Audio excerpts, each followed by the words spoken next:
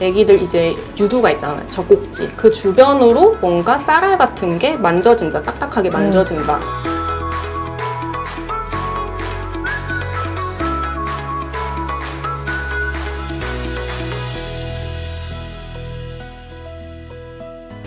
아무래도 요즘은 나이 들어가는 애기들이 좀 많고 애기들 네네. 수명이 많이 길어졌잖아요. 그러다 보니까 종양을 조금 진단을 받는 애기들이 많거든요. 그 중에서도 제일 많다라고 하는 거라면은 유선 종양? 네, 제일 많이 오는 것 같아요. 그 유선 종양이 노령화된 강아지나 고양이들한테서만 보여지나요? 그렇진 않아요. 사실은 굉장히 어린, 뭐 2살 정도? 이렇게 어린 아이들한테서도 좀 발생을 할 수 있고 사실은 중성화 시기랑 굉장히 좀 밀접하게 관계가 있는데 1살보다 이전에 중성화를 했다 이러면은 대부분 예방이 돼요. 대부분 예방이 되는데 그 시기를 좀 지나서 그러니까 첫 번째 발정을 한 다음에 중성화를 했다 그러면은 발생 확률이 훨씬 조금 높아지게 되고 이렇다 보니까 꼭 나이가 든 게 아니다 하더라도 특히 중성화를 일찍 해주지 않은 애기들한테서는 2살, 3살 이렇게 어린아이들한테서도 유선 종양이 많이 발견되는 편이에요. 보통 오면 어떤 증상으로 고민해서 와서 발견을 하나요? 유선 종양은 뭔가 아기가 시름시름 앓거나 밥을 잘 못 먹거나 이런 증상은 거의 없고 그냥 아기가 미용을 하고 왔는데 오랜만에 안 보이던 조금 볼록 튀어나온 뾰루지 같은 게 생겼어요. 아니면 혹이 좀 있는 것 같아요. 아니면은 아기 젖꼭지가 하나 더 생겼어요. 이렇게 오는 경우 실제로 있어요. 근데 막상 와서 보면은 그게 단순한 뭐 혹이거나 피부 뾰루지가 아니고 유선에서 자라난 종양인 경우가 굉장히 많아요. 그래서 실제로 많이 커지기 전에 좀 뾰루지로 착각을 해서 오시는 경우가 생각보다 많은 것 같아요. 처음에 뭐 뾰루지다 뭐 요렇겠다라고 오는데 유선 종양이 발견되는 위치, 특정 위치가 있나요? 제일 많은 거는 이제 애기들 유선이 보통은 한쪽에 5개씩 총 5쌍 10개가 있는데 그 중에 하복부에 있는 4번째나 5번째 이쪽에서 제일 많이 발견이 되거든요.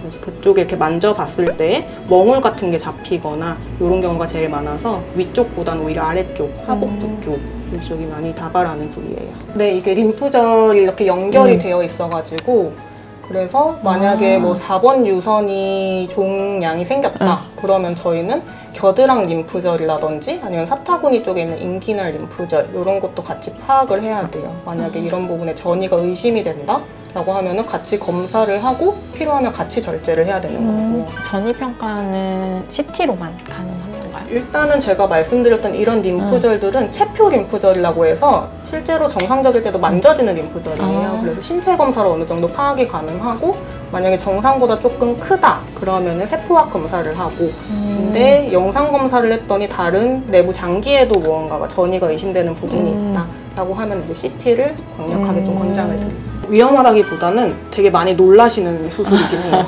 수술하고 나서 너무 생각보다 범위가 크니까 뭐 위험성이 너무 크고 이런 거는 아닌데 혈전이랑 조금 밀접하게 관계 있을 수 있어서 그런 부분은 조금 신경을 써야 되죠. 만약에 한쪽 유선을 전부 적출을 한다라고 하면은 뭐 마취 시간 이런 거 조금 제외하고 수술하는 시간만 봤을 때에도 1시간 정도는 걸려요. 실밥은 수술하고 2주 후에 풀게 되는데 보통 실밥이 아직 있으면은 보호자분들은 보시기엔 아직 많이 아파 보인다 이렇게 생각하시고 실제로 2주 후에 저희가 푸는 이유가 그때는 완벽하게 이제 피부가 잘 붙었다라고 판단하기 때문에 그때 푸는 거거든요. 그래서 어느 정도 안정화가 됐다 정도는 5일에서 일주일 정도지만 그래도 이제는 좀 괜찮다. 이제 완전하게 괜찮다는 2주 정도가 될 것 같고요. 워낙에 수술 범위가 생각보다 크고 조금 어떻게 보면 좀 징그럽게 느껴지시기도 하고 해서 수술 자체를 그런 것 때문에 굉장히 겁내는 경우도 많으세요. 우리 애기 너무 아플 것 같다. 사실 저도 하면서도 그렇게 느끼거든요. 근데 그렇기 때문에 저희는 유선 종양을 수술을 할 때 진통제 중에서도 가장 강력한 좀 마약성 진통제를 그리고 선택을 하고는 있어요. 훨씬 애기들이 아픈 게 덜해요. 훨씬 편안해요.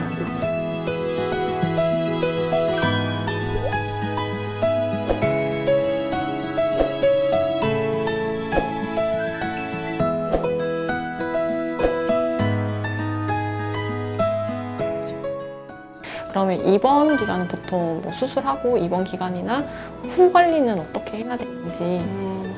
수술하고 나서 일단은 저희가 입원해야 되는 기간을 기준으로 잡는 거는 이 아이가 집에 가서 충분히 일상생활을 할 수 있는가거든요.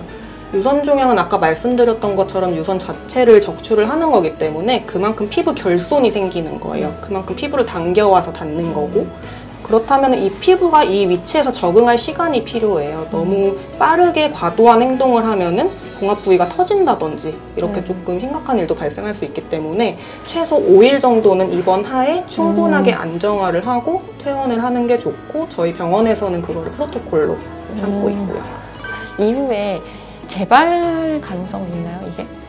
유선 종양은 사실은 재발을 충분히 할 수 있는 종양이에요. 일부분의 유선을 제거를 했다 하더라도 남아있는 유선이 있을 수 있고, 혹은 유선 자체를 전부 제거를 했다 해도 유선 중에서도 되게 섬처럼 혼자 뚝 떨어져 있는 그런 셈이 있는 경우가 있거든요. 그럼 거기에서도 재발할 가능성을 가지고 있는 거기 때문에, 그래서 수술을 했다 하더라도 추후에 재발이라든지 이런 부분 평가하기 위해서 6개월에 한 번씩 정도는 퇴원을 하셔서 정기적으로 체크를 받으시는 게 좋아요. 유선 종양도 완치라는 게 있나요? 사실 좀 애매한데요. 뭐 양성으로 일단 조직검사 결과가 나왔다라고 하면은 제거한 것만으로도 완치가 됐다라고 말을 할 수 있을 것 같고, 다만 악성인 경우에는 수술 후라도 이제 CT나 이런 걸 통해서 전이 평가를 좀 해야 될 필요는 있어요. 근데 전이가 되지 않았고 완전하게 절제가 됐다, 그리고 한 2년 정도 모니터링을 했는데도 불구하고 재발되지 않았다라고 하면은 그 부분에 대해서는 어느 정도 완치가 됐다라고 볼 수 있는데, 제가 말씀드린 것처럼 남아있는 유선들이 있기 때문에 언제든지 재발이 또 가능하기는 하죠. 뭐 아기 나이나 마취에 대한 위험성이나 혹시나 다른 질병 때문에 이제 수술이나 이런 것들을 못 하시는 분들도 보호자님도 분명 계시잖아요. 그런 경우는 조금 나눠질 수 있을 것 같아요. 정말로 치료를 위한 수술을 그래도 큰맘 먹고 결정을 하는 경우도 있고, 아니면은 삶의 질이라도 좀 개선을 해주자. 그러면 이제 유선 자체를 적출을 하는 치료적 방법은 못한다 하더라도 그 궤양이 생긴 부분만큼은 해결해줘서 삶의 질을 높여줄 수 있는 수술. 이것도 하나의 방법이기는 해요. 전이가 너무 많이 됐다라고 하면은 일단 수술적인 치료는 조금은 뒤로 두게 될 수 있을 것 같고, 항암 치료나 이런 부분도 사실은 유선 종양에서 첫 번째로 선택되는 방법은 아니기는 해요. 그리고 전이가 좀 많이 됐다라고 하면은 쉽게 말하면 호스피스 쪽, 그러니까 아이가 불편한 부분을 개선을 해주고 통증을 줄여주는 그런 방법으로 이어지게 되죠. 일단 제일 중요한 건 그걸 것 같아요. 너무 커지기 전에 오면 좋겠다. 작을 때 와야지 치료적인 예후도 좋고 수술 범위도 줄어들 수가 있고요. 단적인 예로는 사이즈가 정말 5mm보다도 작고 유선에서 좀 바깥쪽으로 벗어나 있다. 그러면 유선 전체를 적출을 하지 않고 거기만 딱 떼내도 치료적인 효과가 있거든요.